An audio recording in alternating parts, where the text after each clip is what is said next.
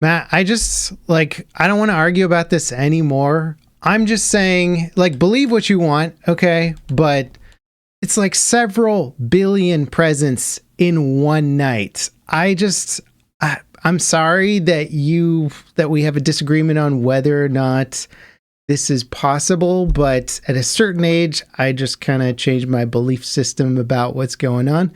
And you're free to believe what you want. I just don't want to argue anymore. We can agree to disagree, but it's called the spirit of Christmas for a reason. It's magic. Yeah. Okay. Yeah. You put out milk and cookies? Of course. It's always gone in the mornings. I mean, what else could it be? Yeah, I know. My kids are working out the logistics because we have a gas fireplace. And they're like, I don't understand. How does he get down? There's no chimney though. Yeah, it's getting complicated around here with the logistical talk for the holidays. I still remember when my mom told me it was all a lie, and I was very upset. Wow, she just said it to you like that. It's all a lie. Yeah, I remember. I was very young. It was one of actually my earliest memories now that I think about it, because I was scarred. Wild. Yeah. That's amazing that so many people remember that. I don't have any memory of the day, but yeah, it is funny. It's my kids like to leave treats. There's lots of logistical questions from my son who's getting older and sort of thinking about the numbers of it all. And he's like, things aren't adding up, man. This is craziness. They don't add up. Yeah. They don't just don't do the math on it. Welcome to the Level With Me podcast, everybody. Happy holidays. In fact, what day is this going out on? I think we're going out on Christmas. Christmas, yeah. Oh, yeah. Oh, snap. So I hope you guys are having a good holiday, playing lots of games, hanging out with the family, playing games with the family, even better. There you go. I'll be playing some games. I was thinking about somebody recommended, I think somebody in chat actually recommended Mario Party, and I was going to get that as a Christmas gift for the family, the new one that came out. I'm sure a lot of fun and rage will be experienced. Yeah, but the controls are simple enough that I think even my daughter who's 4, can get into it and whatever. I wouldn't be surprised. You go like that with the controller or something and it does something. I mean, you can literally set it up for Mario Kart where it just drives itself. You don't even so they think they're playing, but they're not really kind of playing. They're interacting. Yeah. Well, it's I didn't realize for the longest time I had my son playing Forza with the wheel and the gas pedal and stuff. I was like, wow, he's hitting these corners impressively well, but the game is doing braking assist for him. So it slows him down as he gets into the corner. I'm like, gosh, he knew to tap on the brakes just at the right time and hit the corner at the right speed. This is incredible. And then I hopped on and was like, oh, it's doing it for you. Got it. Yeah. But there was a good minute there where I was like, wow, I think my son's the next. He's a prodigy. Yeah, he's the next Lewis Hamilton, Max Verstappen. I mean, still could be, just maybe not. Yeah. If I got a couple $100,000 to throw at a racing team every year, he's definitely going for it. There isn't really a good go-kart path forward. I did look into this, by the way. There isn't really a solid path forward the way there is in Europe. The go-karting scene in Europe is everywhere and prevalent. So if you really wanted to get in the sport, there's more opportunities. Over here it's a little trickier, and I actually don't know what the proper way of doing it is. There are go-kart leagues and stuff, but they just feel less, I don't know, accessible or something. Probably more expensive. I have a cousin who was doing it for a little while until it got so competitive. He was really good, and he got to the point where other dads who were trying to get their sons to do well were oh, this kid's too good, run him off the road type stuff, get him out of the race. Yeah, and it's oh my gosh. And so he pulled him out of the sport. He's it's just at this point it's not worth it. Not worth it. But also dangerous as well if they're really trying to run you off the road. Well, yeah, I know it's go-karts, but still. No, dude, those higher tier go-karts, I forget how fast they go, but I think they can get up to 60, 70 or something that. Okay, so that's literally just a car. Okay. Yeah. And open, no windshield, you got a helmet. There's not a roll cage on that sucker. Yeah, you're I hope I don't die or hurt myself. Because when you hit a barrier, that's okay. At 60. Yeah. It's not good. It's not good. But again, welcome to the podcast, everybody. And if you guys want to check us out on Patreon, we have the links for that in the description. We've got our people here watching live, correcting us when we make mistakes, of which we do many, many times. I don't know what you've been up to the last week, Matt, but I've fallen into Path of Exile 2. We were chatting a little bit about it before the podcast, and I'm like on my second win now. I did a respec of my character. Things were getting really tough in Act 3, and I was like getting one-shotted, basically. Something's got to change. Yeah. I built a glass cannon, and I was like, this is great for mowing through waves of enemies, but as soon as I make it to a boss... One shot. It taught me really good dodging mechanics for quite a while until it got to the point where I got stuck on a boss and I just couldn't make it past this one sequence because I just kept getting one-shotted. And then if I did make it past by the skin of my, just barely, then they would just repeat the sequence and I wouldn't survive that one. Yep. So did a respec. It was a little shaky at first, but now I'm kind of like dialing it in, pulling some skills from here. I'm sort of like in the meta, doing the math, bringing up the calculator and stuff. And I'm in the next tier of difficulty, and I'm loving it right now. So did you beat Act 3 then? Yeah, I did. Nice, cool. Yes. Yeah, I'm still in Act 3 myself on my mercenary, and it's fun. It's a great game, but I've also hit that wall where I'm now fighting bosses that I just literally cannot take down. We were talking about this before, but there's like a time limit on one of them, and the damage just isn't there. I mean, I don't die, which is nice, you know, but it's not like I'm also, scrounging around and trying to not use my potion as much. But yeah, game's hard. This game is very hard. Yeah, they actually did a patch. Their first big patch was a rebalance to make it less hard. And it's still challenging. It's still very challenging, but yeah, I think it comes down to, it's funny because I was watching a YouTuber talking about a couple builds and stuff, because I think that's one of the recommended things now is like, hey, if you're struggling in the game, look up your class, look up a class build guide and like take some notes, right? You don't have to copy it because usually those guides change all the time anyway, but take some notes. Yeah, figure it out. And like some of those guys, I was watching a YouTuber and he's like, so if you want to hire me as like a guide for your class, like check my website. The rates are in the description. Like the rates were not inexpensive. And I think that's interesting because it is complicated enough. That skill tree is insane. And the knowledge of like saying, okay, well, when it says plus 15% extra lightning damage, is that on my weapon? Does it apply globally? When does the multiplier hit? Is that better than this over here? Like there's so much information in there. It is... like I like all that stuff from the Diablo games, but this is kind of like one step beyond it. It is. Apparently it's not as complicated as Path of Exile 1 is, because that even goes even more insane. But you do have moments where it will say, gives you plus 5% crit. And you're like, oh, that's awesome. Like 5% more chance to crit. It's 5% of 10. I looked into it, at least according to the internet, and it's 5% on your own crit chance right now. Yeah. So it's like, it's insignificant. Like, oh, well, if I went down that path, I would have just wasted a ton of points on it, thinking like, oh, I'm going to start critting everywhere. But no, it's actually the opposite. It's just pretty much a waste until you get like some serious crit chance later on. Yeah. That's how it is in most games in terms of like how crit chance works, because otherwise it would be insane. You would get to 100% crit chance. Well, some will do. Some games you get to 100 and then you get like 150% chance to crit, and then it always crits, but then it has like an extra damage on top of it. I see what you're saying. It pushes it even further. Okay.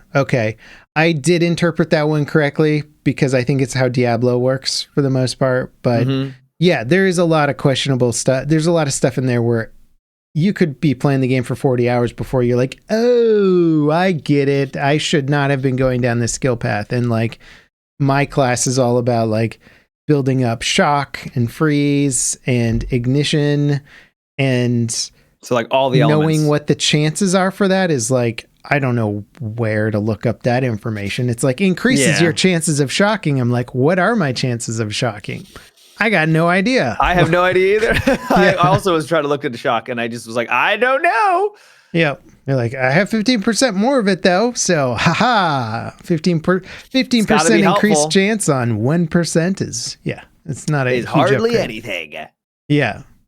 So it's interesting balancing things out. But one of the top guides I was following, this dude was like, so I thought I had my build figured out. And then I watched this other guy that was doing like 3x the amount of damage that I'm doing. And I did the math on his skill tree and nothing makes sense. And then I copied his skill tree and I was doing 3x. So if somebody who's a mathematician wants to tell me why, like, go for it. And I was like, dang, if the experts That's don't reassuring. Yeah. If the experts have no idea why their build all of a sudden is doing like 3x the amount of damage, then what hope do I have, really? That's probably my mistake then. I probably am putting my points into something I think should be helping. In reality, it's just insignificant. Yeah. Well, so if you're surviving just fine, but not doing enough damage, it's like, okay, you respec into like, take some out of the survivability, put it more into the damage. That's the thing. I don't have anything to survivability for. It's just, nothing's great on my character. Gotcha. But it's fine. I'll figure it out. Yeah. Well, I'm loving it, but then again, I'm the Diablo 2 fanboy, right? So this is this is the extension of my franchise, essentially. You know what else I played a little bit of, and I know you've been eagerly awaiting this release, Matt, is Battle 43. Do you know what I'm talking about? Oh, the Fortnite mod. Yeah. People were upset that I made a video about it. Like, not everybody, but some people were like, stop. They were upset? Well, because, it is a ripoff of Battlefield 1943, and it's in Fortnite. So, for people listening, this is Fortnite experiences are all the rage these days, at least if you're a young gamer. Yeah, they're free. They're essentially mods for Fortnite, but they're not called mods. They're experiences, and you can download them instantly and play whatever you want on there. Somebody recreated Battlefield 1943, which was PlayStation 3 exclusive, I want to say. I know it was an exclusive for console. I don't know what. I think it was for all consoles? Yeah, you might be right on that. But yeah, it never came to PC. They talked about it and then canceled those plans for whatever reason. Anyway, now it's on PC finally, Matt. In the form of Fortnite. Yeah. I played it and it's impressive how far you can get with making Battlefield and Fortnite. In fact, they've gotten that far with probably just a little skeleton crew of a team throwing assets together and making a Battlefield clone. But man, if they put some actual effort into it, I'm kind of afraid for the future because Fortnite's setting itself up with like an incredibly powerful engine. It's got the Unreal Engine 5 on there, plus modified tools that Epic have pre-set up for people to take advantage of to make it even easier to do stuff. And then they can just clone a game on there. Not saying that you could easily clone Battlefield, but if they just kept working on it and Epic threw a little bit of dev money at these guys. And this is the early stages of it too. So it's in its infancy. They launched their FPS tools like last week with their ballistic mode. And so basically now the floodgates are going to open up. So this is the very beginning of that whole thing. It's not something I would recommend getting into, this specific Fortnite experience, Battle 43. It's just neat as an example of like, well, this is the beginning, and this definitely is like what Fortnite as Battlefield would feel like. And as it gets better, it's going to probably start feeling less like Fortnite and more like Battlefield, which is crazy. Did we talk about the ballistic mode? Did you play that? Yeah, I don't know if we talked about it though. I can't remember if it came out before we recorded last time. Everything kind of blends together. Yeah, I had a chance to play it for one night, and it was okay. It was basically CS, but in Fortnite, Counter-Strike. But I did not feel like it was very balanced. Yeah, they had some problems. Yeah. The economy was against a team. Yeah. As soon as you go against a team who was actually coordinated, the amount of flashbangs that like descend upon an objective and flash you for a solid like 20 seconds, it was unreal. It was fun, and I played it for a couple hours, but yeah, it clearly was in its infancy. There was only one map too, so it wasn't like there was a ton of content to experience. So like there's obviously just the test bed to try stuff, but yeah, I agree with you. Bird Box, the FPS, where you're just like nobody can see anything, you're just shooting randomly. Yeah, pretty much, like but it was fun. I think it is a good foundation, and if this is like their jumping off platform for the rest of whatever they're going to be doing, this is a good start for them. And like you said, it could be something massive for their modding community. Well, because then it feels like an FPS, right? Like that's the big thing about it is like that was just to showcase their new FPS tools, and now they're like, now they're out there and you can use them too and make your own FPS in Fortnite, which Fortnite has been a third person for forever, and the FPS stuff is kind of tagged on. Now they've got official FPS tools, and so they're kind of unlocking the power. Gosh, now you got me thinking like, I'm going to make an FPS map, but it's going to be, everybody's going to be blind in it, and you'll have to use audio only, you know? You have to use echolocate. Actually, it'd be kind of cool to use echolocation. Like you send out a ping and then it kind of like updates you what's in front of you. People with the most expensive headphones will win, and we're going to save a fortune on production costs, Matt. There we go. We're going to save so much money. How much did you pay in assets for these games? Well, we have an audio designer, and actually that's it. That's the whole team. That's the game. Yeah.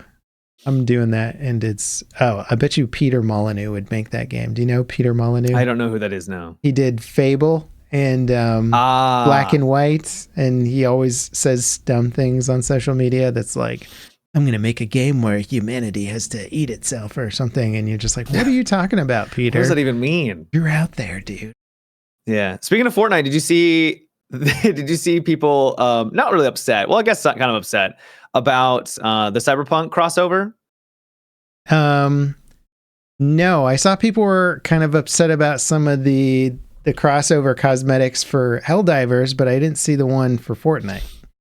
So there was, we can talk about the Helldivers in a second, but the Fortnite one is, so Johnny Silverhand, did you ever, you played Cyberpunk, right? Yeah. He's he's not entirely anti-consumer capitalism, but that's sort of like, he's anti-big company, like corpo controlling our lives, right? Yeah, he errs on the side of anarchy a little more so than like than anti-corporation, but he's fun. So people are clowning on people that are buying the skin and being like, you didn't learn any of the lessons from Cyberpunk 2077. And I'm over here like, you realize... Well, that basically, literally, like anti-consumer. You know, you don't just consume for the sake of consuming. You had to buy a $70 game just to learn the lesson. Saying. You literally bought Cyberpunk. Like, what are you talking about? Like, did you all of a sudden just start not buying games after the fact? Like, shut up. Like, you're just like I played the game and I learned not to pay companies money. What are you talking about? Yeah, it's like Cyberpunk. You literally paid for Cyberpunk. It's a game that they were trying to sell, you know, in the world we live in. Like, come on. Like, just stop with this nonsense. That's trolling at its lamest. It could be trolling, but I think legitimate people have like a disconnect. They're like, I'm different. I'm not these people who would, you know, blindly buy a Cyberpunk The game skin. industry is unfortunately just rife with hypocrisy, because we're all like we're consumers in a consumer market that is like, at least in the States, the income inequality is insane. So we're just buying the products of these mega corporations and then sitting here on our like ideologies and be like, you shouldn't do that. And it's like, but we're doing it. So we're just all a bunch of hypocrites. Let people enjoy the little happiness that they can get in this goddamn world, you know? Yeah. Yeah. I mean, games have become the premier form of entertainment. So inexpensive. It's crazy how many, every year I do my free to play game roundup of like what's the best free to play games, and it is insane how much good game you can get for no money down. Like, that wasn't a thing when we grew up. Like, nope. You went to an arcade, you had to pay 25 cents to play for like 5-10 minutes, you know, not even that. I'm exaggerating. You had 5 minutes max if you were good. Then you got to put another quarter in there.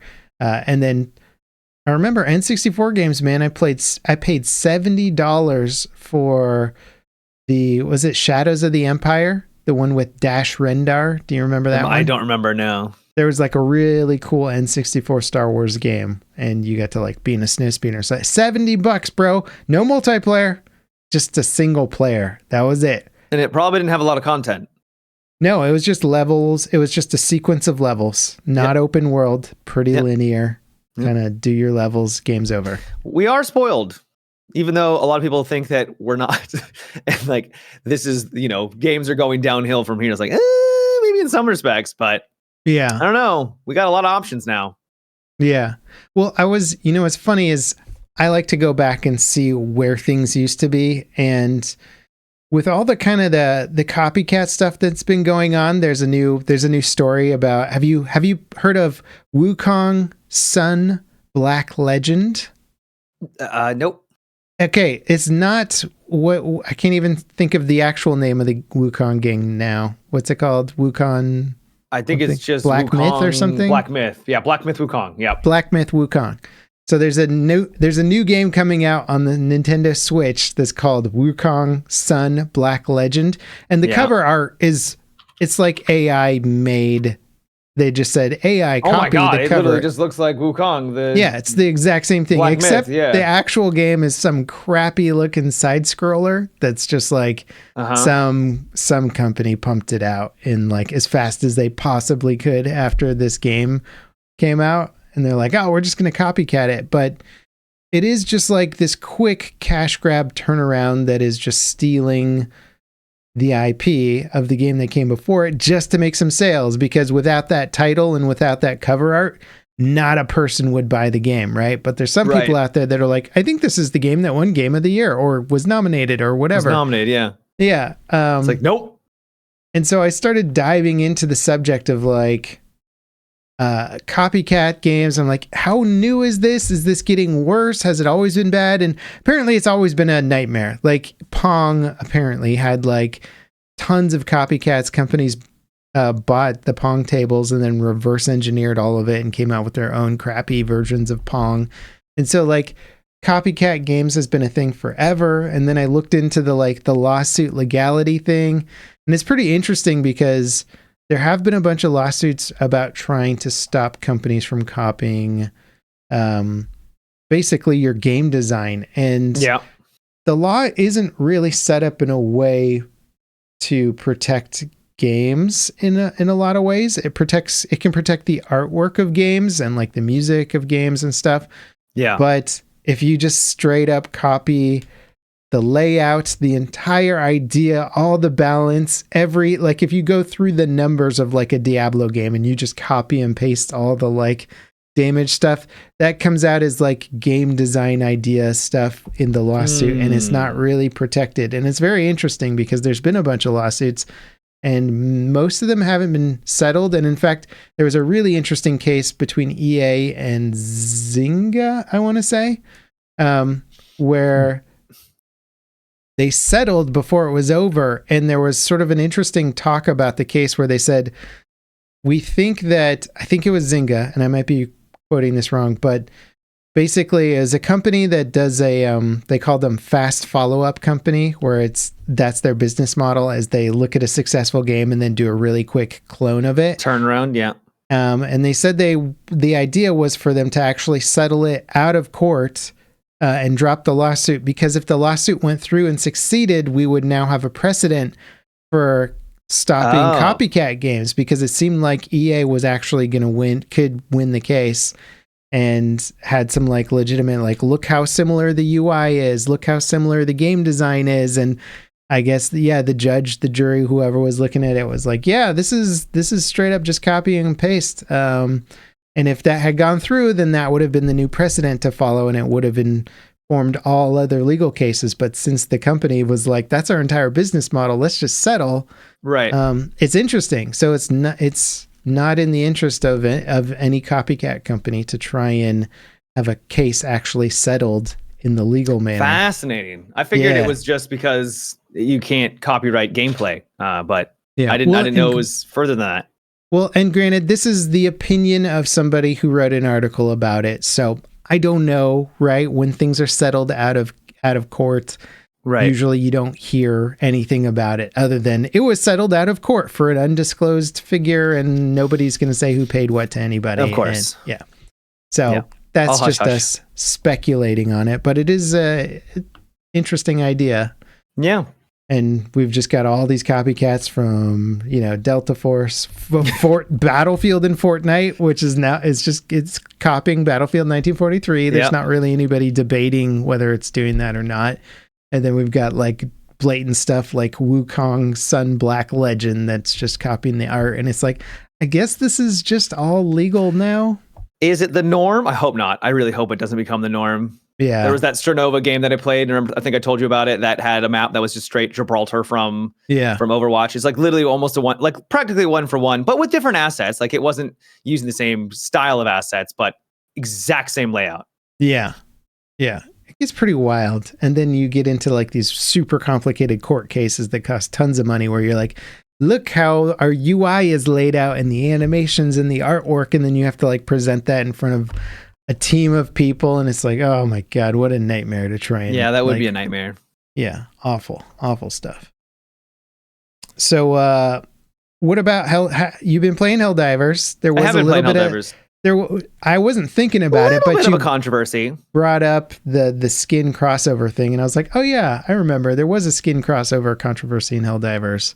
Yeah, they did a crossover with Killzone, which was a PlayStation exclusive back in the day, and I think the people that made Killzone went off and they started the company made the Aloy series, the Forbidden West Horizon series. Okay, gotcha. I think so. And I think they're like, yeah, we're not making Killzone anymore because this is working a lot better for us. But anyways, so they did a crossover, and the crossover stuff is neat. There's like some weapons in there. There's some new armor and stuff, but it upset the player base because I think all told, if you got everything, it was around like $20, which is, it's a decent amount of money. Side, yeah. But compared to the war bonds, which was just $10 across the board, and you got pretty much all of that, but plus more, there was more in those war bonds. You're basically paying for less content, essentially. Yeah. Okay. And the community made it very apparent that they were not happy about this. And the devs, Arrowhead, I think is the name. Is that the name? They were like, okay, sorry, we apologize. We're going to do better. And they released the second version for free to everyone. So everyone got all the new weapons and armor and everything. Boy, those devs, they get grilled at the drop of a hat, man. Like, thanks for making one of my favorite games of all time. By the way, if you slip up in the slightest, I will roast you. I will burn you alive. And on the one hand, that's great because they've made changes that have made the game better. But on the other hand, it's got to be frustrating for them to be like, hey, I mean, this is still a business. We're still trying to make money. And you look over at any other game. Yeah. And their microtransactions are absolutely bananas. And while people still make a kerfuffle about those as well, like people aren't super happy with the $30, $40 macro transactions because they ain't micro anymore level. These aren't microtransactions anymore. Micro anymore. Yeah. Yeah. Macro transactions. Yeah. Let's talk about the stock market. Like a $500 skin in League of Legends. That's not a microtransaction. Ooh. That is a macro transaction. From the developers, or is that from a markup on the store that somebody else from the developers? What $500 the hell? Skin? Yeah. Are you kidding me? No, it's the thing. Man, I missed that news train. Holy smokes! Yeah. So I can only guess like how annoying it must be to be like, hey, we're being held to a different standard than everyone else, and I think they should be held. Everyone should be held to that standard. $20 for some cosmetics and a weapon is pretty silly. But that's just the norm of like the gaming industry now. I mean, it's like if you look at the finals, it's like $20 for a season pass or somewhere around there, right? I don't know if it's that high. Somewhere between 15 to 30. I think there's different variations you can get or something. Okay. And then you go through and you complete the battle pass, and at the end of the day, you're left with a bunch of skin cosmetics, right? Yeah. So you're kind of paying for a bunch of... it seems kind of within the realm of what is acceptable, but I think it's good that the user base is keeping them honest. And I think what people need to remember too is that, and this is the problem with mega successful games, is that they can do things for less. They can do things cheaper. Call of Duty can give you an entire Royale game for free because they sell so many copies of their game and so many cosmetics that they're like, yeah, we can give you a game that costs $200 million to develop for free because we're going to make it back in this other way. And if another dev comes out and doesn't give that, people are like, it's not even free. This is BS. And it's like, yeah, that only works at the highest level of success. We're like Path of Exile 2, for example. I mean, they're getting millions and millions and millions of downloads on their game, millions of players, and we get to play. I haven't paid a cent I've paid $30 for the early access, but I wouldn't need to pay that in the next couple of months if I wait, right? I'll get all of this content for free, and I'm 40-ish hours into the game, right? And I've had a blast, and I haven't had to do anything like buy additional stuff. But that's only possible because their game is so stinking successful that they make enough on the little microtransactions from the community that they're like, yeah, here's an incredible experience for free. So anything smaller than that, I'm willing to give devs a little bit more leeway on like things that end up free-to-play games more. have really warped our perception of what games are valued at. Yeah. There's just so many great options out there for free-to-play games, and now we have that as an anchor. So like, why would I play Concord when I can just go play Overwatch? Because I think Overwatch 2 is now free to play, right? Yeah. Why I could play Marvel Rivals. I can play, it's just a host of games are now free, and they're at a AAA quality. We're no longer at the point where they're all small or indie titles or kind of half baked. They're really well produced AAA games, and they're 100% free. Yeah. I was going to get you a Concord shirt for Christmas, Matt. Oh, thank you. Thank you. It sold Do those out. exist? They might exist. People were trying to buy them, but they actually sold out. The Concord merch. A piece of history. Yeah. Just to remember, like, here's a $700 million game that like... Oh, I don't think it was that much, but yeah, it was a lot. Or was it 400? I can't remember. The number was staggering, right? The number kept fluctuating and changing. I don't think anything concrete came out. Yeah, but we know it was in the hundreds of millions, and like the art team that all got laid off were like top level people in their industry. Did you see the secret level episode for it? No, I watched the Warhammer one, and it kind of bored me, and then I didn't watch any other ones. I probably should have started on a different episode. Okay. How much of it was secret level? So the Concord episode, it just shows to how confident they were in this franchise, because it featured technically one of the characters from the game, and it was only like his arm, and that was it, and everything else was brand new characters. What? Yeah, it wasn't even the cast from the game. It was telling the story of like leading up to the game. It was a prequel to. It was basically a prequel to it. Yes. Wow.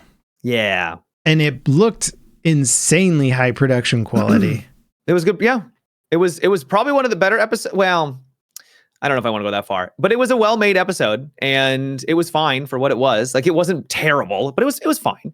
Yeah. Kind of like Concord was, but yeah, it's just like they thought this was going to be so massive that they needed essentially a prequel to kind of lay the groundwork for what was to be a mega franchise. You know what would have been really funny is if the backstory and the narrative and the lore for Concord ended up being so good, and the way it was portrayed in the show was so amazing that it just led to like a dedicated series that became massively successful. Yeah, like, that'd be pretty funny. Based on the game that failed incredibly hard, Concord. It becomes the next Arcane or something. You're just like, oh, have you seen Concord? That would have been funny. It didn't. It won't. But that would have been funny. Is watching the rest of Secret Level worthwhile? Depends on what you want to get out of it. I mean, I liked the Dungeons and Dragons one. There was a cool Unreal Tournament episode. I was curious about that one. There was the Armored Core one that features Keanu Reeves. So they're fun little shorts. They're not. But not like amazeballs. Yeah, they're not going to walk away like, man, that was life-changing. Holy cow. Well, I watched the Warhammer one because I was like, yeah, sure, let's see some like Space Marines. And man, I got bored so quickly because that's all it was. It was just, it felt like playing the video game where they're just shooting stuff constantly. And then, and then it ends. And then you shoot stuff and then some people die and then it's over. And I was like, I don't even know if they gave us any lore. There's like little snippets of like... There's a little bit. This and that, but yeah. I wish because I'm assuming they're communicating in their helmets, right? But it's like dead silent. They're just walking forward. And it's really cool to see how little excess movement they are to like taking everyone out. It's just all like surgical badassery. And it was really cool to watch. But you're right. It's just violence, and it's cool, it's neat, but it like if there's no context to it, it's just the like episodes are so short, and so like they can't give you a character that you care about yet So they're just like, here's a character fighting stuff. Aren't they cool? And you're like, I guess. Yeah. But and the CG is fantastic, but at the same time, we're a bit spoiled with CG these days. So it looked, like if you've played Space Marine 2, it looked really cool like that, Yeah. Yeah, pretty much. I won't disagree with you. Yeah. If there's one other episode I should check out, which one would you say? I honestly really like the Pac-Man one because it's so weird and kind of horrifying at the same. I don't know how to describe it. Okay. But I like the Pac-Man one. I also like the Dungeons and Dragons one because I liked pretty CGI and it has dragons in it, and I thought that was dope. But you're right, there's not a lot of story to it, so they're just fun little shorts. Did I hear? Are they making a Tron 3? I think I heard that they're. I think they are. Yeah. Do a new Tron. Be down for that. The soundtrack in the second one was so good. The story was kind of like whatever, but yeah, bad. Yeah. This was when they were trying to de-age actors, and it was like very early on, so it looked real scuffed. Yeah. What's funny, and I bet you nobody's seen this show, but so they were expecting Tron 2 to do incredibly well, right, and become this mega franchise or whatever. So they had already started a TV show on Disney. I think it was on Disney. It would be Disney, yeah.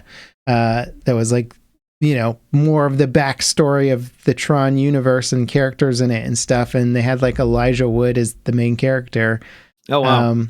And it was really good. I enjoyed it a lot. Like I usually don't go for kind of these shallower kind of animated shows that are based on games or movies or whatever. They're usually bad, but I was like gripped from start to finish. And then of course it only did one season because the movie didn't.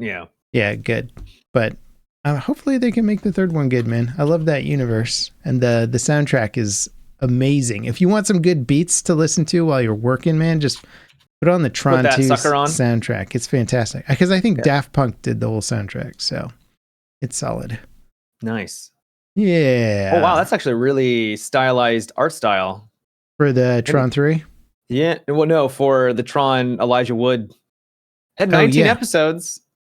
I think it's good. I think it's worth a watch, even if they didn't continue the story. Like, good character writing, fun narrative. Like, it's cool. It fleshes out the universe in a way where I'm like, yeah, the movie could have used some of this. some of it, it's CGI. It's super goofy looking, but it's very stylized. Yeah. I don't know. I guarantee you, like, nobody saw that show, but I did because I grew up in the era in which the first Tron was still cool. Like you would go back and watch the guys in their little neon suits walking around and talking about electrons and the way they interpreted programs and stuff. And they're like, program, get over here. Let me zap you with my Sparky spear. And you're like, is this how programs operate? That's how programs work. Yeah. Yeah. There's just, that's what they're doing down there. I love it because it's like, you ever see the movie Hackers? It's been forever, so I don't remember a thing of it, but yeah. But it's like the way they portray hacking in that, where they're like, I'm in, and then they start like massively typing on their keyboard, and then you see stuff on screen, and it's like numbers. That's not and like, how any of this works. Yeah, there's like a vortex of math like spinning around. I'm like, whoa, is that what hacking's like? These guys are so cool.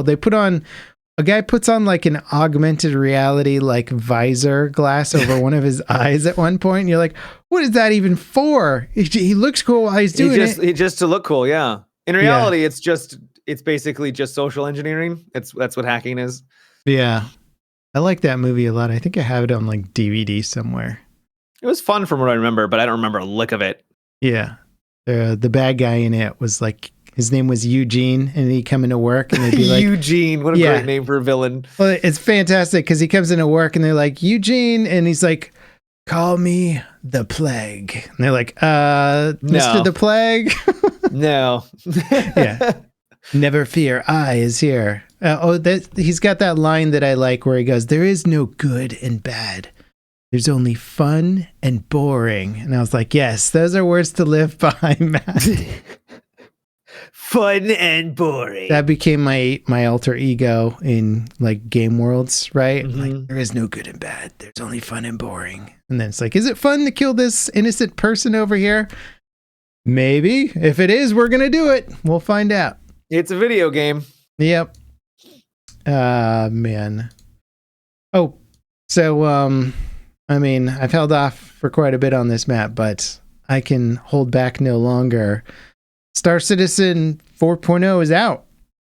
It's out. Yeah, and I hear it's great. I think they hit it out of the park. It's actually surprisingly one of the best releases for an update. It's smooth. There's no bugs, and the game's ready to launch. Let's rock and roll, right? I will say this. It could have been worse. It could have been worse. Reassuring. Well, okay. Here's the thing. If you go into it thinking like, wouldn't it be fun to sightsee for a bit? Yeah. You'll probably get some pretty good mileage out of it. You Okay. go into it going, man, let's grind out some missions. Let's grind out some missions and do all of the activities. You're going to run into some roadblocks, most likely. It's going to depend on what the state of the servers are in when you log on. But a lot more works than I thought it was going to. I think they really jammed and they got a lot of it working. And it's cool if you get into it knowing what the stability of Star Citizen is before you get into it. If you get into it as your first experience of Star Citizen, this is really the problem with the way they release content for the game, where like this huge, big, mega update comes out and it attracts more people to the game, right? Because word gets out that there's this mega thing. Then these new people get in the game thinking they're going to go on this amazing adventure with their friends. And then they're just like crashing a desktop, getting 5 frames per second. Nothing's working. The UI's broken. NPCs aren't spawning in the mission areas. Like complete disaster, you know? Yeah. But so what are the highlights then? What did you enjoy from it?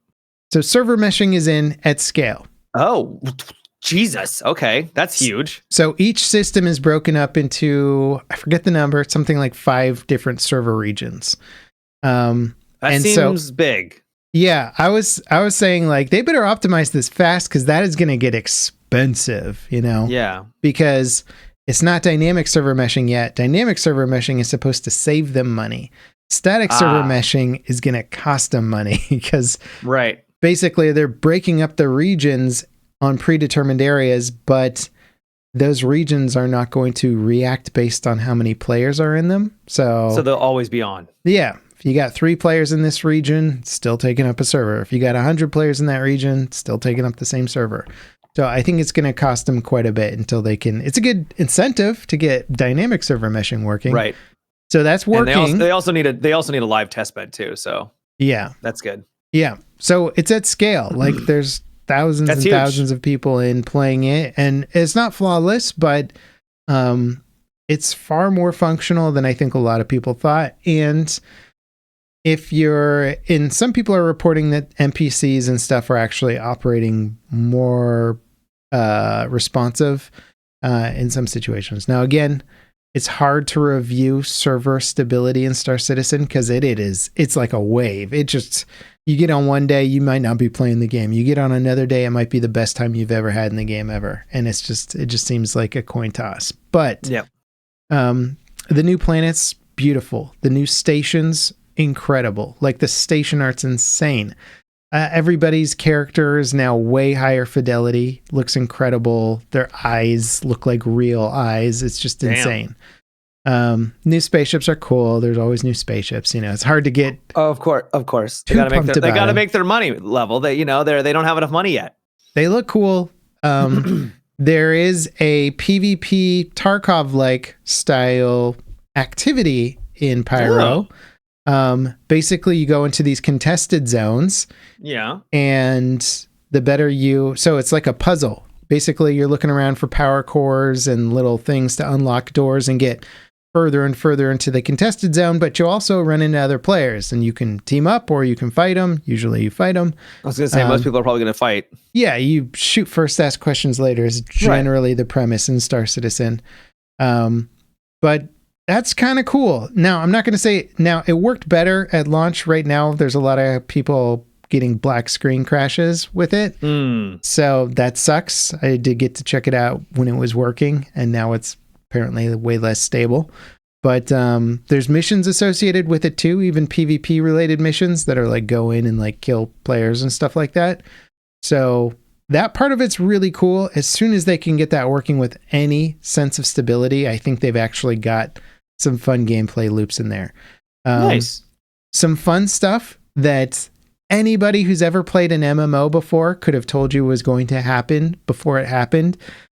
Guess what happens in a lawless system when people need to run predetermined missions that are like, imagine World of Warcraft where you have to do your opening character missions, but it's in a open PvP environment and anybody can just hang out there and just like murk you. I have a feeling everyone banded together. They realized that a lot of lawless society, no one benefits at the end of the day, and that they strive to make something that was better than themselves. That's right. They created their own legal system, first time ever in like gaming history, and it's a fantastic experience.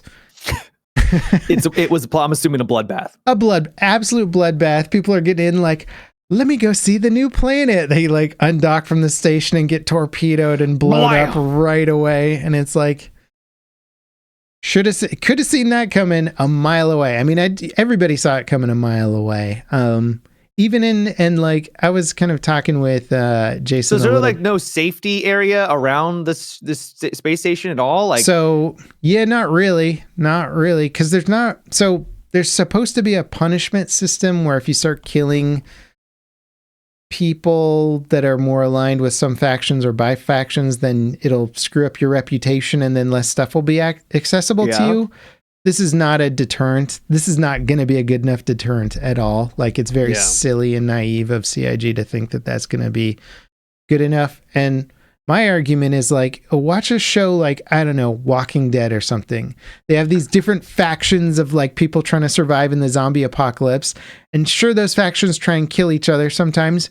But within those factions' strongholds, their little towns, their settlements, people aren't just walking around shooting each other willy-nilly. They have law and order, which is like what Pyro would be. You would have some law and order in and around the space station. If some guy's waiting outside of a hangar to blow you up as you come out, you would have police. Well, there'd be big repercussions. Yeah, you would have patrol ships there that were going to blow them out of the sky. They would become an enemy of the station. If they got too close, they would get attacked. Like, it's just not set up. So they're trying to say like Pyro's realistic, but it's not realistic. It's not. Yeah. So that's the problem with it. And they need to make some changes.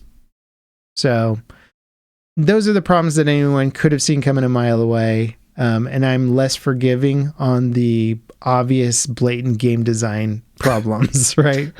Like, okay, great. You're trying to do server meshing that's never been done before. I'll give you some leeway on that. What did you think was going to happen in a lawless system, which is the first new system that players have gotten since like 2013 or some crap? 2015, I think it is. And when players first started getting into Star Citizen and flying around, it's the first system we've gotten in addition to Stanton since like a decade. And they're like, here's your first experience. Get absolutely massacred by the insane pirates that what are I'm surprised out. By is, wouldn't the pirates also hit each other, or is it just like bands, like they work together inside themselves? It's like I think you build a little kill group, right? Your little party of and you start ganking everyone. Yeah, and so if there's another group, yeah, sure, you could start a little fight with them or whatever, but a lot of it's just ganking, you know? Yeah. I mean, that's how EVE Online was too. As soon as you go into lawless space and you like go through a gate, there's a gank party and they just kill you right away. And you're like, oh, okay. Yeah. Right. Actually, I'm not surprised because I was playing on like, months and months ago, maybe even a year ago. And I was at a station and it wasn't Pyro. It was like a normal station and I got ganked there. And I was like, how are they able to shoot me when I'm like literally by this, like the station? Like, how are they doing this? This needs to be, this should not be a thing. Like there should be massive repercussions for doing that. Well, it's very funny because Star Citizen's always implemented the penalty system before any sort of reward system. So you would get penalized for all the game's weird, wonky mechanics before you get rewarded. And it's been a point of contention, but they have sort of a penalty system for like killing players in Stanton where your rep goes down and then if you die, you'll go to prison and you have to like work off your prison hours or whatever. But that's only if you die or you get caught. There's plenty of people flying around with crime stats that are good pilots and they're like, Massive. come at me. You know, they want you to come Right. after They want their the bounty. PvP.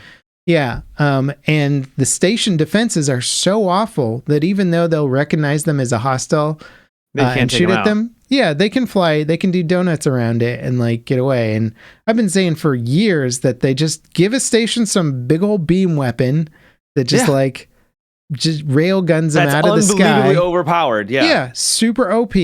And when a bad guy comes around, it blows him out of the sky. Yeah. Problem solved. But that's just not in the game for whatever reason. It's supposed to be the end goal where the police show up and kill you, but it's like now you have to rely on super smart AI to like outmaneuver somebody. Never going to happen. Also with your servers and your AI instability, like just put an instagib turret on every station and it kills people. But give them like a fair warning, like they're getting close to somewhere they're not supposed to be, and then if they proceed in, like it's supposed to be a safe zone, like out and about, sure, whatever. Let heart's content, let them be pirates, but at a station, no, come on. Well, I mean, it's like, and as I was saying it earlier, any zone of commerce, whether it's gang controlled or government controlled, has to have security and rules to enforce the rules. Otherwise, you don't have an area of commerce. You don't have a trade hub. You don't have a major station. The idea that a major station could exist with no security whatsoever is pure insanity, whether it's in a lawless system or in a government controlled system. Yeah, as you said, ironically, it's not realistic. Yeah. Even though people are claiming it's realistic. Yeah. Yep. Total insanity. All that said, it is cool that it's out the door. Now I think the devs are on their holiday vacation. We won't see them till like the end of January for the most part. I'm sure there's a skeleton crew on there that's just like putting out the server fires, like literally with a fire extinguisher, trying to keep the game up and running for everybody. But hopefully what this means is that, and Chris wrote a letter from the chairman, which he does like once a year or so, talking about what 2025 is going to be. And it's like, it's the focus on stability year. It's like, we've got enough of the core tech in and we're going to focus on like trying to make it stable, which at this point I'm like, cool, I'll believe it when I see it. I love the sentiment, but not willing to put too much weight in it since the quoted remarks on 2024 were it is the watershed year for Star Citizen. I'm like, not quite, not exactly, but well, they still need to add the content that actually makes the game. Like they still need the crafting system, they still need the base building, because that's the whole gameplay loop, and that's not in yet. Yeah. Major function of the game for sure. Rare items, I would argue, is going to be really important. Those are coming, they're not in yet, but like running a mission or farming pirates and you get like that drop that's like, oh my god, dude, you just got a legendary shield generator that's gonna like double your spaceship's shield capacity. Cool, now my ship has extra value to it. You can't buy that in a store. Like maybe you could trade it on the gray market or something, but as soon as that kind of stuff comes in the game, things are gonna start getting cooler, but it's just not there. You need it. They don't have the systems yet. Path of Exile, you drop a unique, you're like, dang, that's cool, that changes up my build, I can do all this cool stuff. Star Citizen is like stuff to fight over too. Yeah. You said you've been playing a little Delta Force. I'm curious about that because I haven't popped in since I checked it, since it basically launched, but they are adding content to it. I feel like we talked about it. So I like Delta Force. It's fun, but it's starting to show some cracks in like with its netcode, and really the fact that there's only 5 maps is just not enough. Like it's fun and I enjoy it, but it's. Are you playing the extraction mode at all? I tried a little of the extraction and I'm just like, I don't really want to grind this. And I've been watching some streamers like Stoddy and all them, his crew, and like they're good players, and they say that there's like a casual version and then there's like the normal version. I think normal is like where things get, better loot and stuff.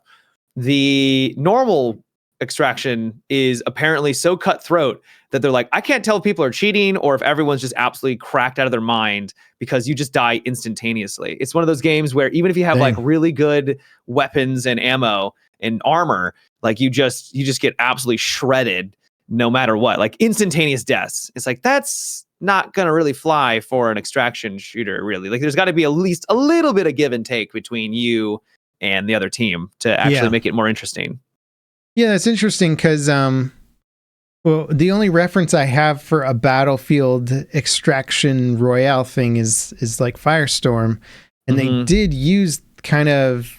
I think they used a lot of the base weapon stats for Firestorm, but they gave you tons of armor plates. Right. So like you could pick up the armor plates and now you have like double or triple. I don't remember what the health amount was, but it was enough so that if you started to get shot, you at least had enough time to like try and dive behind a rock or something. Yeah. So yeah, if you do have a little bit of like window, like it's not everyone's cracked out, but yeah, you still die very fast, like incredibly quickly. And I know that's also true for Tarkov. Like someone gets a headshot against you, you're done. And if you do get shot at and you're out in the open, you're probably not going to last either. Like extraction shooters are unforgiving for a reason. Like they're really hard. But I'm hearing some complaints, and people are starting to notice some of those cracks. And really, just for me, it's just the lack of maps. Like maps, I think, are legitimately one of the most important things to have, and like in a lot of variety. And this one, first of all, the maps are only okay. Like they're fine. They're not as bad as 2042, but that's a really low bar because 2042 legitimately has some of the worst maps in like video game history. Yeah. Hourglass, I think, will go down as like a massive mistake. And so it's like, it's not that bad, but like there's only 5 and they're only okay. So I think they gotta buckle down if they. So the thing is like, is it an extraction game? Is it a Battlefield game? Like what? Yeah. Like, well, and the single player is coming out shortly too, and then so it's got all that stuff kind of mixed together. And then it seems like the monetization's built around the extraction component more than it is around the Battlefield component, which is interesting. I haven't looked too deeply into the microtransactions. Like there's Battle Pass, so there's that. Yeah. But I don't know. I think a lot of the items on the Battle Pass are like bonuses for the extraction zone. Okay. I mean, there are characters that straight up just... That's what my brain is telling me, but I could be wrong on some of that stuff. I mean, there are some characters that just don't even really work in the Battlefield mode. There's one that will like hack people's locations and it will like put like lines towards like where the nearest person is. And that's okay, I guess, to be like, oh, I wonder where the person is on the B objective. But in reality, it's like, I'm just going to look around like I normally would. Yeah. But in an extraction game, we're like, let's see where they are. And it gives you a direct line to where they're located. That's way more powerful. Yeah. So there's some characters that kind of fit more into this is designed more exclusively for extraction. It is amazing how, like, we've talked about how they're copying 2042, but they're also copying all the flaws of 2042 because, but if you guys remember, 2042 had an extraction zone. It was pretty much dead on arrival because it was terrible and unfinished. Yeah, hazard zone, yeah. But it did the same thing where some of the characters in the extraction zone were more valuable and clearly kind of designed around that mode. And then other ones were like, no, these are better in the normal Battlefield mode. It was just such a weird idea to create these kind of hero classes that had pretty distinct abilities, right? Squirrel suit versus whatever, I don't even remember. Angel makes way more sense in an extraction game where things are supposed to be slower, where you need to bring down like reinforcements for ammo and or changing your loadout so that you can take out like a tank, right? Yeah. That makes way more sense in a slower paced extraction experience than in, I feel like a battle, like a normal Battlefield.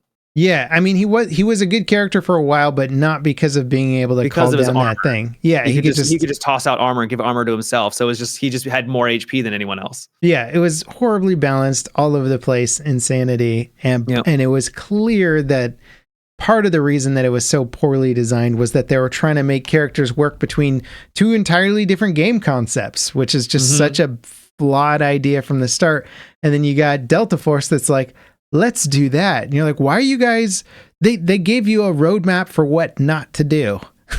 And they just copied the whole thing, even the do's and the don'ts. They copied it all. And you're like, I don't get it. Why did they do it? It's like, and like we were talking, one of the previous podcasts about the attack and defend mode where you just can't finish it, which is the same problem that 2042 had. Yeah. You're just like, okay, you're copying all the same problems, guys. Like, you're supposed to learn the lesson and improve, right? I don't want to sound like too like a downer because I do actually like Delta Force. I think it's a fun game, and I'll probably play more of it. But yeah, Without How's a it doubt. doing on Steam charts? Let's check it out. I have no idea. I haven't looked. Delta Force. Do. Pretty good, but let's see what its overtime is. Maybe this isn't the 67,000 concurrent. That's pretty good. Yeah, actually, it has not dropped a lot since launch. That's pretty damn good. Especially they've got a lot of competition right now with Marvel Rivals and Path of Exile coming out within like the couple of days of each other. So those are good numbers. Yeah, and it's been a couple of weeks since they've released. So, well, it's impressive, man. I'm curious to see where the content goes with it because obviously they want to keep dropping stuff for the game and keep it relevant and interesting. Right. So it'll be interesting to see if they equally treat both versions of the game equally, or if one, like the extraction versus the battlefield mode, starts to kind of win more of the money maker in the long term, and then they support that more.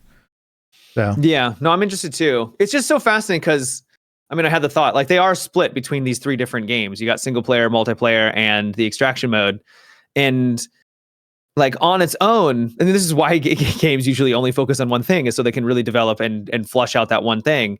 But will they run into the issue where people are just like, I'm burnt out. I can't play on the same 5 maps for months on end. There has to be more than that. There has to be. Yeah.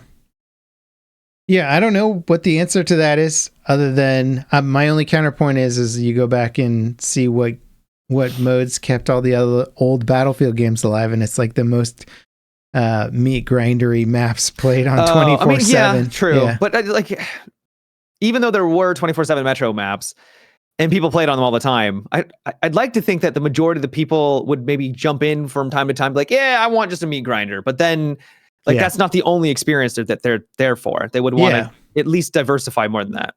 I enjoyed Metro when it was in a rotation, but not when it was like the 24/7 That was map, it. You know, you're like, I'll do it for like 20-minute match, and then we'll move on to something that's a little more strategic. Yeah, they basically have a Metro map too, where it's just a lane and it's really close quarters. Actually, it's ironic. What was that? The most recent map they added to 2042, where you're inside and it's got like domes. Oh yeah, I forgot it was called, the horror themed one. Yeah, they've got that map in Delta Force. It literally has those domes too. Nice. And it's all linear. Yeah, it's a pretty popular art style now. It's something that I've noticed with sci-fi art and like working a little bit and checking out so many different concept artists and stuff, is like it all ends up being a little derivative of other artists, and then you're like, okay, well, my game's got sci-fi tactile dome type structures in it with LED screens. You're like, well, mine does too. Are we copying? Nope, it's just artists all just kind of doing derivative of borrowing the same stuff. Oh, that's cool. I'll try that. Yeah. Yep. Yeah, you just end up with a lot of generic artwork, and that's what games go for a lot of the time. It's very rare that you get a what's that free to play action RPG ninja game with the biological suits that you play, Warframe. I was like, I described that perfectly, Matt. Yeah, I was like, what? Warframe has such a cool art style, and it is such a like 1 in a million type game where anything of that production value of that level will take a risk artistically like that. Yeah. Everything else goes for like the Anthem art style, right? Where you're like, it kind of looks like Iron Man and Halo had a baby, and you're like, okay, so no risks whatsoever. You're just going for generic. We're putting a lot of money in this game. We don't want risks level. We want to turn anyone off from it. Yep. I mean, they got the analyst, in charge of game design now. And it's like, I'm about risk management. I'm leading the team, and we are going to mitigate risk, and we will make things uninteresting and unexciting. Yep. Pretty much. Yeah. That said, I'm loving Path of Exile 2, which is purely derivative of Diablo games. Like it's so derivative, it's insane, but I love it because it's an improvement. And also Diablo came out 20 years ago, and Blizzard made their choice to diverge from Diablo 2's style. And these guys were like, we like it. We'll stick with it. And it works sort of. There's some complaints at the end game. A lot of people are upset with the way that the balance is, but that's like end game, and Okay. they specifically said that the early access is designed to be testing end game. So there's going to be things that they need to iron out. Yeah, well, they've already changed quite a lot. Like there are some builds that worked in the first couple patches that are completely useless now. You know, they really changed a lot of that stuff. So it seems like they're actually changing it very quickly as they see patterns and styles evolve and all that stuff. I'm enjoying it a lot still. I haven't beat the next level of difficulty, so I'm not end game yet, but I'm impressed that I've had enough flexibility at this point to like really refine a new style of playing and use a different build strategy. Now, granted, it was terrifying redoing my whole skill tree because it costs like 30,000 in gold. Yeah. And I was like, yeah, if I screw this up, this is a very costly screw up. I'm gonna brick my build. Yep. Yeah. Like, I mean, I had enough to like go back and try something else, but at the same time, it's like, do you want to waste everything you've been collecting for the past 40 hours on a chance that this new build style is going to work? Because if it doesn't, you gotta pay so much money to get back. I wish that they were a little bit more lenient. They made it a lot less expensive, or a lot more expensive. Less expensive. Sorry, to respec. So that's good. But I still think it shouldn't be so difficult and painful to respec in a game that is all about exploring and trying new things. And yeah, I don't want to have to make a brand new character because I accidentally screwed something up. Yeah, I think it would be hard to. Yeah, it's once you get that far, I think they're just sort of like, I hope you know what you're doing because you're like this far in, so don't screw up massively. Yeah. You could always come back from it, but it would be a painful process, right? Mm-hmm. You'd have to like go back and grind stuff, and what a nightmare. I still haven't done my second set of challenges. I'm just waiting to like get high enough level. The challenge realm, whatever it's called, I forgot, the trials, right? The second set of trials. The first time I tried it, I think I told you I only made it to like the 5th level of 10 levels. And then I was like, okay, I'm done with this for a while. I'm just like basically trying to get my character to God tier. And then we'll like come back and be like, all right, challenge. I got you. This is going to be no problem. Because I just don't want to spend hours and hours like banging my head against the table. Yeah, don't blame you.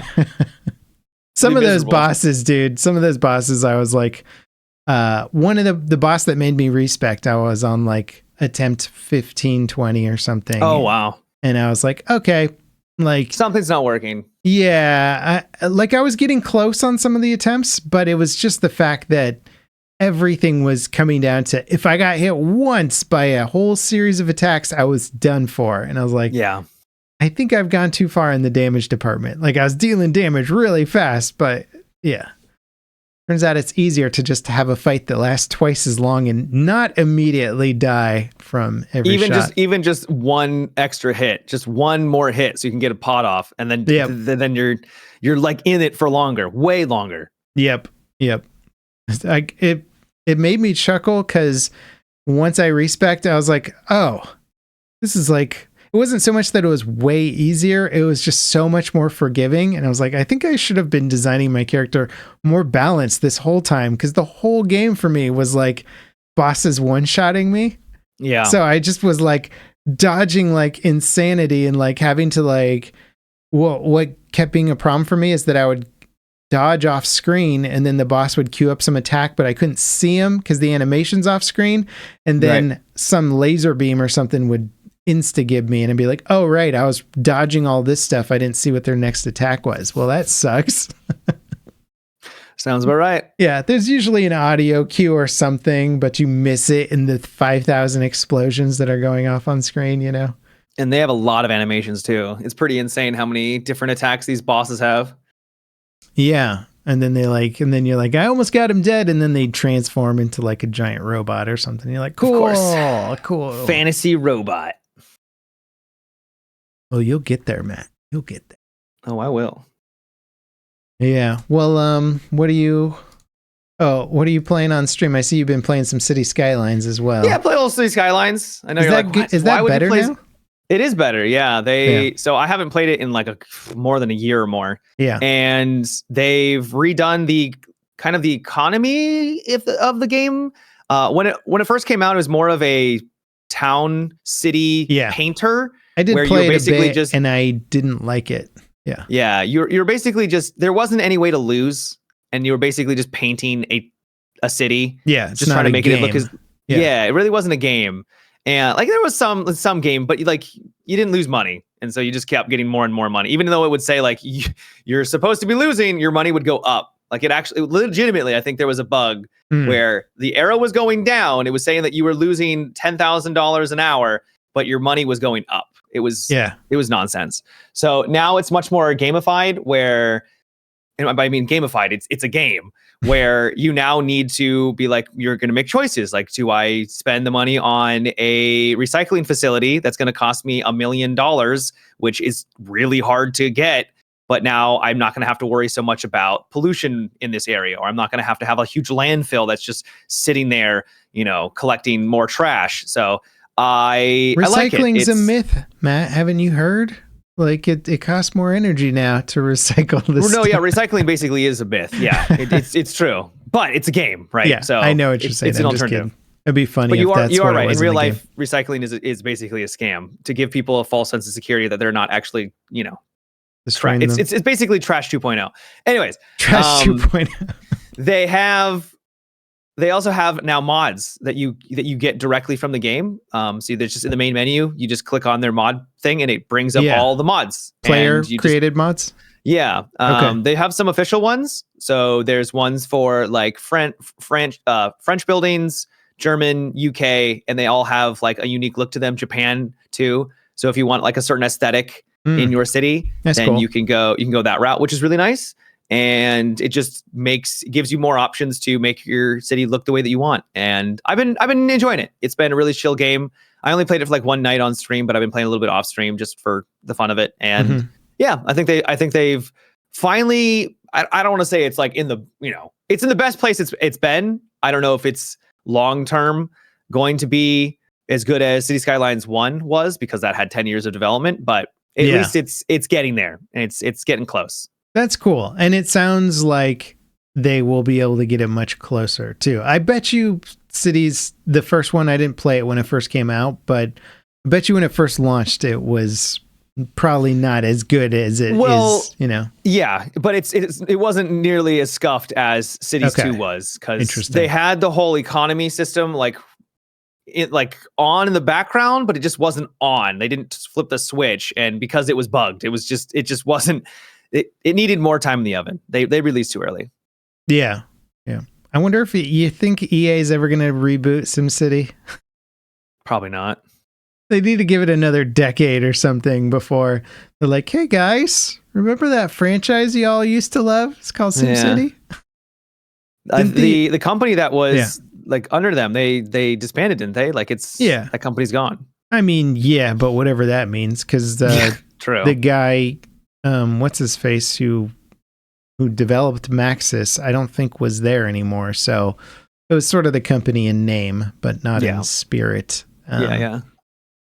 I think that guy's got he's been working on some project forever, and they just throw money at him because he's the guy that invented The Sims and SimCity, right? I think you just throw money at that guy and you're like, whatever you want to do. When can we have the game? 10 years? All right. Cool. We'll see you in 10 years. Yeah. Definitely sounds right. What do you do after you invent The Sims? I mean, you can't, how do you retire? Yeah, I know, right?